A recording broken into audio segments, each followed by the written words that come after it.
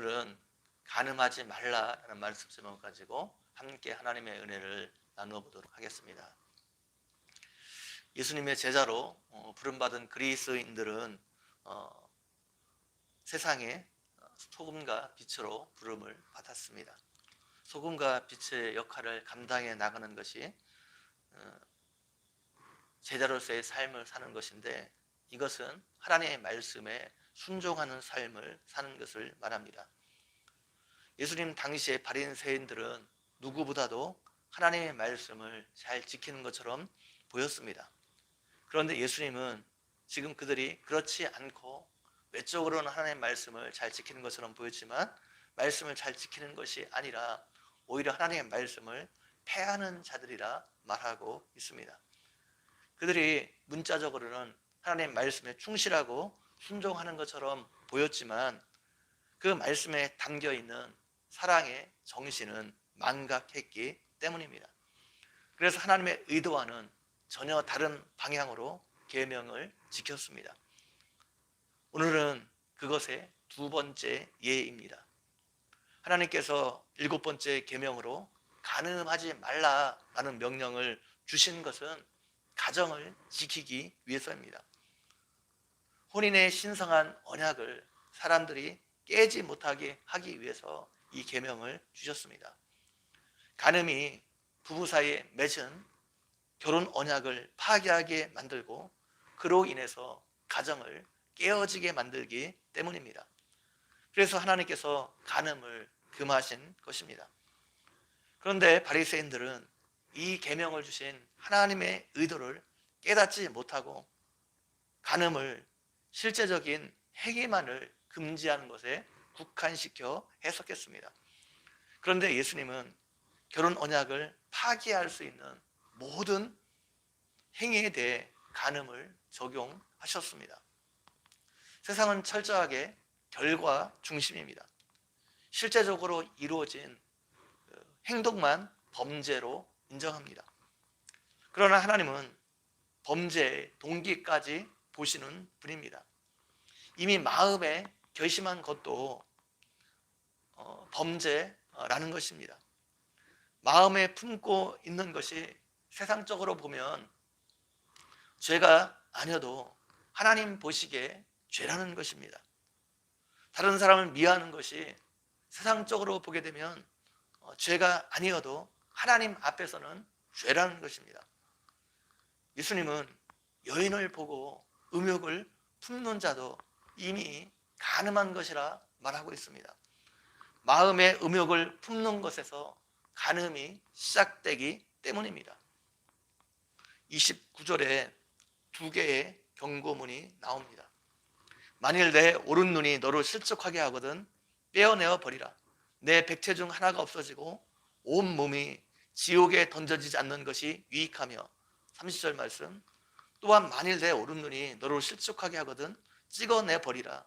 내 백체 중 하나가 없어지고 온 몸이 지옥에 던져지지 않는 것이 유익하니라 말하고 있습니다. 실족하게 한다는 것은 우리로 범죄하도록 유도하는 것을 말합니다. 여기서는 1차적으로 간음하도록 유혹하는 것을 말합니다. 2차적으로는 우리로 하여금 죄를 짓도록 유혹하는 모든 것을 말합니다. 만일 눈이 실족하게 하면 눈을 빼어버리고, 손이 실족하게 하면 손을 찍어버리라 말하고 있는데, 이 말은 실제적으로 눈을 빼어내고 손을 찍어버리라는 뜻이 아닙니다. 죄의 유혹은 보는 것에서 시작합니다. 손은 모든 행동하는 것의 첫 시작입니다. 여러분을 실족하게 만드는 모든 죄악의 싹을 처음부터 버리라는 겁니다. 처음부터 애초부터 죄악으로 유도하는 모든 것들을 애초부터 그 싹을 없애 버리라는 말입니다. 7계명에 들어있는 하나님의 뜻은 어떠한 경우에도 이혼을 허용해서는 안 된다는 겁니다. 이혼이 결혼 언약을 파기하고 가정을 망가뜨리는 것이기 때문입니다. 바리새인들은 이것을 알지 못했고, 그래서 7계명에 대한 왜곡된 해석으로 인해서 오히려 이혼을 방조하는 일까지 생겼습니다. 당시 이스라엘 백성들은 이혼을 너무 쉽게 행했습니다. 신명기 24장 1절 말씀에 나오는 아내의 수치스러운 일이 남편의 눈에 발견되었을 때 이혼이 가능하다라는 이 말을 너무 자의적으로 해석했기 때문입니다. 성경은 수치스러운 일이 무엇인지 구체적으로 말해주고 있지 않습니다. 이것은 간음을 뜻하는 것은 아닌 것 같습니다. 왜냐하면 간음하다가 발견된 여인은 돌에 맞아 죽었기 때문입니다. 수치스러운 일이 무엇인지에 대한 예수님 당시 유명한 두 학파의 해석이 달랐습니다. 샴마이 학파와 힐렐 학파가 있었는데, 샴마이 학파는 이것을 엄격하게 해석해서 성적인 결함이나 수치로 이 수치스러운 일을 제한했습니다. 그러나 힐렐 학파는 이것을 매우 광범위하게 해석해서 여자가 밥을 태우는 것까지 이에 해당하는 것으로 보고 이혼을 허락했습니다. 예수님 시대 대부분의 사람들은 힐렐 학파를 따랐기 때문에 남편이 이혼을 원할 경우 얼마든지 이혼할 수 있었습니다. 모세가 신명기서에서 이혼할 때 이혼 증서를 써주라고 말한 이유가 무엇입니까?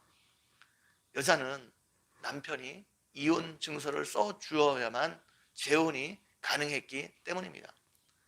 당시에 이혼당한 여자가 살 수 있는 유일한 길은 재혼하는 것이었습니다. 당시 여자가 홀로 할 수 있는 일이 없었기 때문에 이혼당하게 되면 생계가 막막했습니다. 그래서 대부분의 이혼한 여자들은 생계를 위해서 몸을 파는 일에 종사했습니다. 모세는 이것을 막기 위해 여자의 잘못으로 인해 이혼할 상황이 되어도 최소한의 자비를 베풀어 주어야 한다는 의미로 이혼 증서를 써서 이혼을 해야 한다 명령하고 있습니다. 그런데 이스라엘 백성들은 신명기 24장 1절의 말씀을 잘못 해석하므로 오히려 이것을 간음을 정당시켜주는, 이혼을 정당시켜주는 본문으로 둔갑시켜버리고 말았습니다. 이런 상황에서 오늘 본문 31절, 32절의 말씀이 주어진 것입니다.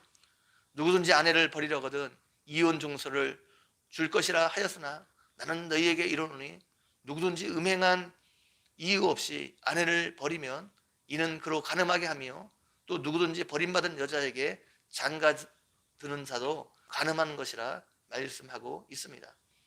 예수님은 음행한 연고 이외에 이혼은 불가하다는 것입니다.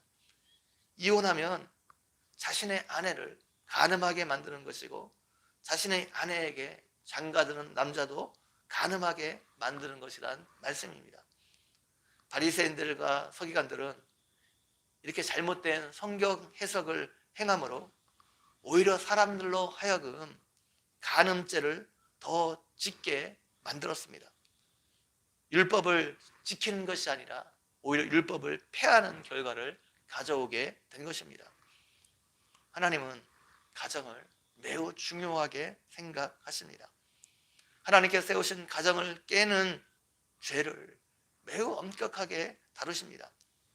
간음하지 말라 명령하신 것은 간음이 가정을 깨는 무서운 죄이기 때문입니다.